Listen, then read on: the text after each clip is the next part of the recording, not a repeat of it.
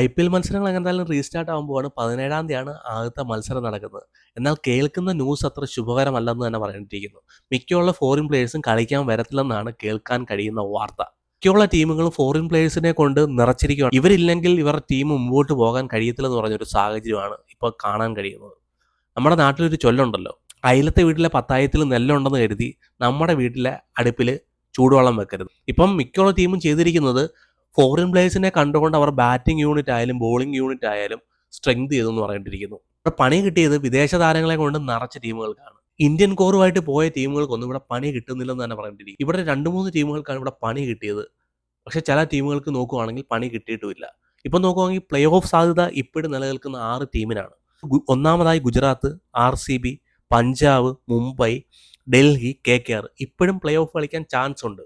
എന്നാൽ ഈ വിദേശ താരങ്ങൾ വരാതിരിക്കുന്നത് മൂലം നമ്മൾ പ്ലേ ഓഫ് കളിക്കുമെന്ന് ഉറപ്പിച്ച ചില ടീമുകൾ, ഫൈനലിൽ കളിക്കുമെന്ന് ഉറപ്പിച്ച ഒരു ടീമുകൾ ഇനി എന്താവുമെന്ന് അറിയാൻ വയ്യാത്തൊരു സാഹചര്യമാണ്. എന്തും സംഭവിക്കാം. ചിലപ്പോൾ ഇനിയുള്ള കളി ചിലപ്പോൾ അവർക്ക് പരാജയപ്പെടാം. ചിലപ്പോൾ തട്ടിയും മുട്ടിയും ചിലപ്പോൾ ഫൈനൽ വരെ ചെന്നെന്നും വരാം. പക്ഷേ അല്ലാത്തൊരു സാഹചര്യമാണ് ചില ടീമുകളെ സംബന്ധിച്ചിടത്തോളം. നമ്മളിവിടെ ഒന്ന് പരിശോധിക്കാൻ പോകുന്നത് ഏത് ടീമിനെയാണ് കുറച്ച് ബാധിച്ചത്, ഏത് ടീമിനെയാണ് കൂടുതൽ അത് ബാധിച്ചതെന്നാണ് പരിശോധിക്കുന്നത്. ആദ്യമേ നമ്മൾ പരിശോധിക്കുന്ന മുംബൈയാണ്. റിക്കൽട്ടനും കോർബൻ ബോഷും കളിക്കത്തില്ല എന്ന് വിചാരിച്ചോ? എന്നാലും മുംബൈക്ക് വലിയ രീതിയിൽ പ്രയാസമില്ല. രോഹിത് ശർമ്മയുണ്ട് അവിടെ, തിലകുണ്ട്, സൂര്യകുമാറുണ്ട്, ഹാർദിക് പാണ്ഡ്യ ഉണ്ട്. ബാറ്റിംഗ് യൂണിറ്റ് നോക്കുകയാണെങ്കിൽ ഒരു പ്രയാസവും ഇല്ലെന്ന് തന്നെ പറയേണ്ടിയിരിക്കുന്നു. അവർക്ക് ഈ സാഹചര്യത്തെ തരണം ചെയ്യാൻ കഴിയും. അവർക്ക് പ്ലേ ഓഫ് ഉറപ്പിക്കാനും ഫൈനലിലോട്ട് എത്താനും പറ്റിയ ഒരു സാഹചര്യമാണ് ഇപ്പം കണ്ടുവന്നത്. എന്നാൽ അവർ നോക്കുമെങ്കിൽ അവർക്ക് റിപ്ലേസ്മെന്റ് ആയിട്ട് ഡെവിൻ ജേക്കബ് എന്ന് പറഞ്ഞ ഒരു ന്യൂസിലൻഡ് പ്ലെയർ ഉണ്ട്. ആ പുള്ളിയെ വേണമെങ്കിൽ കൊണ്ടുവരാം. നല്ലൊരു പ്ലെയറാണ്, 21 വയസ്സാണ്ടേ ഉള്ളൂ. നല്ല രീതിയിൽ നല്ലൊരു പവർ ഹിറ്ററാണ്. പുള്ളിയെ വേണമെങ്കിൽ അവർക്ക് യൂട്ടിലൈസ് ചെയ്യാൻ പറ്റും. മുംബൈക്ക് നോക്കുവാണെങ്കിൽ ബോളിങ് കുഴപ്പമില്ല. ബുംറ അവിടെ ഉണ്ട്, ദീപക് ചഹാർ ഉണ്ട്, ട്രെന്റ് ബോൾട്ട് ഉണ്ട്. സ്പിന്ന് നോക്കുവാണെങ്കിൽ കുഴപ്പമൊന്നുമില്ല. ഇപ്പോൾ മുംബൈ നോക്കുവാണെങ്കിൽ എൻ്റെ അഭിപ്രായത്തിൽ വലിയ രീതിയിൽ ഇത് ബാധിച്ചിട്ടില്ല. റിക്കൽട്ടൺ പോകുന്നു, ചെറുതായിട്ട് അവരെ ഒന്ന് ബാധിക്കും. എങ്കിലും ഇന്ത്യൻ ബാറ്റിംഗ് ലൈനപ്പ് വെച്ചിട്ട് അവർക്കത് ഓവർകം ചെയ്യാൻ കഴിയും എന്ന് തന്നെ പറയേണ്ടിയിരിക്കുന്നു. അതുകൊണ്ട് മുംബൈയെ ഈ വിദേശ താരങ്ങൾ പോകുന്നത് അവർക്ക് വലിയ രീതിയിൽ ബാധിക്കുന്നില്ല എന്ന് തന്നെ പറയും. പിന്നെ നോക്കുവാണെങ്കിൽ പഞ്ചാബ് കിങ്സ് ആണ്. പഞ്ചാബ് കിങ്സ് നമുക്കറിയാം പ്യുവർലി ഇന്ത്യൻ കോറാണ് മൊത്തം. ഇപ്പോൾ അവരെ മാച്ചുകളൊക്കെ കൂടുതൽ വിജയിപ്പിക്കുന്ന ആരാന്ന് ചോദിച്ചാൽ Indian players, Indian batting lineup പോകാന്ന് പറയേണ്ടിയിരിക്കുന്നു. പ്രത്യേകിച്ച് പ്രയാൻഷ് ആര്യ, പരാം സിംരൻ, ശ്രേയസ് അയ്യർ, ശശാങ്ക് സിംഗ്, നെഹാൽ വധേര നോക്കുവാണെങ്കിൽ ഇവരുടെ ബാറ്റിംഗ് ലൈനപ്പ് ഓക്കെ എന്ന് പറഞ്ഞിരിക്കുന്ന ഒരു പ്രയാസമില്ല. പിന്നെ ജോഷ് ഇംഗ്ലീസ് പോവുകയാണെങ്കിലോ സ്റ്റോണിസ് പോവുകയാണെങ്കിലോ ഇവരെ വലിയ രീതിയിൽ ബാധിക്കുന്നില്ലെന്ന് പറഞ്ഞിരിക്കുന്നു. ഇവരെയൊക്കെ പെർഫോമൻസ് നോക്കുവാണെങ്കിൽ വളരെ കുറവ് തന്നെയാണെന്ന് പറഞ്ഞിരിക്കുന്നു. ഇന്ത്യൻ ബാറ്റിംഗ് ലൈനപ്പ് തന്നെയായിരുന്നു അവിടെ ഇവരുടെ കരുത്ത്. അവർ തന്നെ ഇനിയുള്ള മത്സരം പെർഫോമൻസ് ചെയ്താൽ ഇവർക്ക് ബാറ്റ് ചെയ്യാൻ കഴിയും. പക്ഷേ ബോളിംഗ് നോക്കുവാണെങ്കിൽ മൈക്രോ ജാക്സൺ പോകുന്നു. പക്ഷേ ആ ഒരു വിടവും ഇവർക്ക് നികത്താൻ കഴിയും. ഇവരുടെ ബോളിംഗ് നോക്കുവാണെങ്കിൽ സേവിയർ ഉണ്ട്, ഒമർ സായി ഉണ്ട്. ഇവരൊക്കെ വെച്ചിട്ട് ഇവർക്കത് നികത്താൻ കഴിയും. വേണമെങ്കിൽ വിജയകുമാറും ഉണ്ട്. ഇവർക്ക് ആ ഒരു വലിയ രീതിയിൽ ഒരു പ്രയാസം ഇല്ലെന്ന് തന്നെ പറഞ്ഞിരിക്കുന്നു. ഈ വിദേശ താരങ്ങൾ പോകുന്നത് ഇവരെ വലിയ രീതിയിൽ ബാധിക്കത്തില്ല. ഇവരുടെ പ്ലേ ഓഫിനോ ഇവരുടെ ഫൈനൽ സാധ്യതയ്ക്കോ ഒരു രീതിയിലുള്ള കോട്ടവും സംഭവിച്ചിട്ടില്ല. പിന്നെ നോക്കുകയാണെങ്കിൽ ഗുജറാത്ത് 2 പ്ലെയർ ആയിരിക്കും പോകാൻ ചാൻസ് ഉള്ളത്, ജോസ് ബട്ട്ലറും റബാഡയും. നമുക്കറിയാം റബാഡ കഴിഞ്ഞ 2-3 മത്സരങ്ങളിൽ കളിക്കുന്നില്ല. റബാഡ ഇല്ലാത്തതുകൊണ്ട് ഒരു രീതിയിലും അവരെ ബാധിച്ചിട്ടില്ല.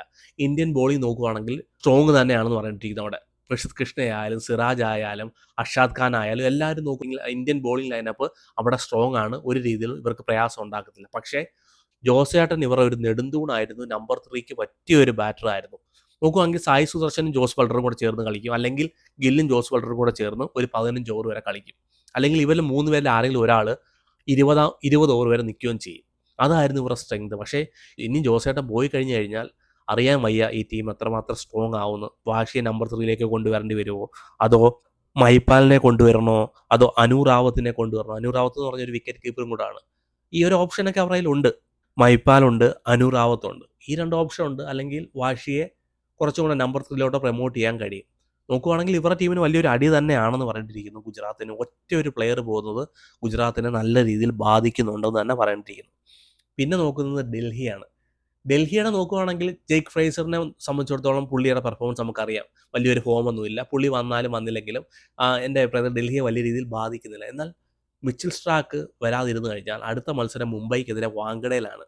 പക്ഷേ പുള്ളിയുടെ ഒരു വിടവ് തന്നെയാണ്. പ്രത്യേകിച്ച് വാങ്കഡയിൽ ബൗൺസി ആയിട്ടുള്ള സ്വിങ് ചെയ്യുന്ന ഒരു കണ്ടീഷനിൽ മിച്ചിൽ സ്ട്രാക്ക് വന്നില്ല എങ്കിൽ ഡൽഹിക്ക് അതൊരു പണി തന്നെയാണെന്ന് പറഞ്ഞിട്ടിരിക്കുന്നു. ഡൽഹിക്ക് ഇനിയുള്ള മത്സരങ്ങൾ വിജയിച്ചേ തീരുമെന്ന് തന്നെ പറഞ്ഞിട്ടിരിക്കുന്നു. അതുകൊണ്ട് മിച്ചിൽ സ്ട്രാക്ക് വരാത്തത് ഡൽഹിക്ക് ചെറിയ രീതിയിൽ പണി തന്നെയാണെന്ന് പറഞ്ഞിട്ടിരിക്കുന്നു. പിന്നെ ഏറ്റവും കൂടുതൽ വിദേശ താരങ്ങൾ വരാത്തതുകൊണ്ട് ബാധിക്കുന്ന ഒരേ ഒരു ടീം ഏതാണെന്ന് ചോദിച്ചാൽ നമുക്ക് നിസ്സംശയം പറയാൻ പറ്റും RCB.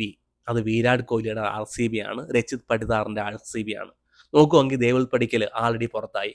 രജിത് പടിദാറിന്റെ കളിക്കോ കളിക്കത്തില്ലോ എന്നുള്ള കാര്യത്തിൽ കൺഫേം ആയിട്ടില്ല. ജോഷ് ഹേസിൽവുഡ് പുള്ളി തിരിച്ചു വരത്തില്ല, എന്തായാലും ഉറപ്പായി. പുള്ളി ഇല്ലെങ്കിൽ ടീമിനെ നല്ല രീതിയിൽ അവരുടെ ബോളിങ്ങിനെ ബാധിക്കുന്നുണ്ട്. ഭുവനേശ്വർ കുമാർ ഒന്നും ആ ഒരു കൺസിസ്റ്റൻസി കാണിക്കുന്നില്ല എന്ന് തന്നെ പറഞ്ഞിരിക്കുന്നു ലാസ്റ്റ് മത്സരങ്ങളൊക്കെ പരിശോധിക്കുമ്പോൾ.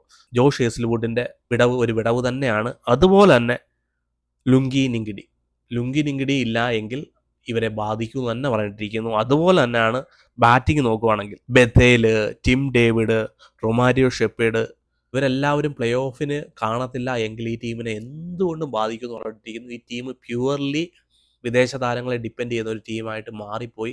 അങ്ങനെയാണ് ഇവർ ഒരു കോർ ഉണ്ടാക്കിയിരിക്കുന്നത്. വിദേശ താരങ്ങളാണ് മെയിനായിട്ട് നോക്കുമെങ്കിൽ. ഇപ്പം ഫിലിപ്പ് സാൾട്ട് ഇഞ്ചുറിയാണ്, തിരിച്ചു വരുമോ കളിക്കുമോ എന്നുള്ള കാര്യത്തിൽ കൺഫേം ഇല്ല. പുള്ളി എന്തായാലും സ്ക്വാഡിൽ ഉൾപ്പെടുത്തിയിട്ടില്ല. ജേക്കബ് ബദേൽ എന്തായാലും മടങ്ങിപ്പോവും. റൊമാരിയോ ഷെപ്പേഡിന് മടങ്ങിപ്പോകേണ്ടതായിട്ട് വരും. ലുങ്കി നിങ്കടി ഇനി എന്തായാലും WTC ഫൈനൽ എൻ്റെ അഭിപ്രായത്തിൽ സമയമുണ്ട്.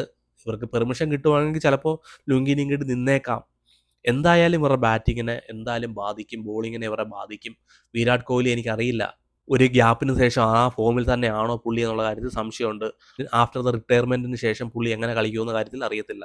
കുർണൽ പാണ്ഡ്യയെ പ്രൊമോഷൻ ചെയ്യേണ്ടി വരുമോ അതോ നമ്പർ 3 നമ്പർ 4 കളിപ്പിക്കേണ്ടി വരുമോ എന്ന് ചോദിച്ചാൽ ചിലപ്പോൾ കളിപ്പിക്കുന്നതായിരിക്കും നല്ലതെന്ന് പറഞ്ഞിട്ടിരിക്കുന്നു. വിരാട് കോഹ്ലിക്ക് കൂടുതൽ പെർഫോമൻസ് ചെയ്യേണ്ടതായിട്ട് വരും. കുർണൽ പാണ്ഡ്യയ്ക്ക് കൂടുതൽ പെർഫോമൻസ് ചെയ്യേണ്ടതായിട്ട് വരും. രജിത് പട്ടിദാർ കളിക്കും എന്നുള്ള കാര്യത്തിൽ ഇതുവരെ കൺഫേം ആയിട്ടില്ല. മയങ്ക് അഗർവാളിനെ ടീമിലേക്ക് കൊണ്ടുവന്നിട്ടുണ്ട്. പുള്ളി എത്രമാത്രം പെർഫോം ചെയ്യുന്നുള്ള കാര്യത്തിൽ സംശയമുണ്ട്. പ്ലേ ഓഫിലോട്ട് എല്ലാ സാധ്യതയുള്ള ഒരു ടീം, ഫൈനൽ കളിക്കാൻ എല്ലാ സാധ്യതയുള്ള ഒരു ടീം ഈ പ്രാവശ്യം പണി കിട്ടിയെന്ന് തന്നെ പറയേണ്ടിയിരിക്കുന്നു. ഇത് വല്ലാത്തൊരു അവസ്ഥയിലാണ് RCB ഇപ്പം നിൽക്കുന്നത്. എന്തായാലും വരുന്നുള്ള ദിവസങ്ങൾ നമുക്ക് കണ്ടറിയാം.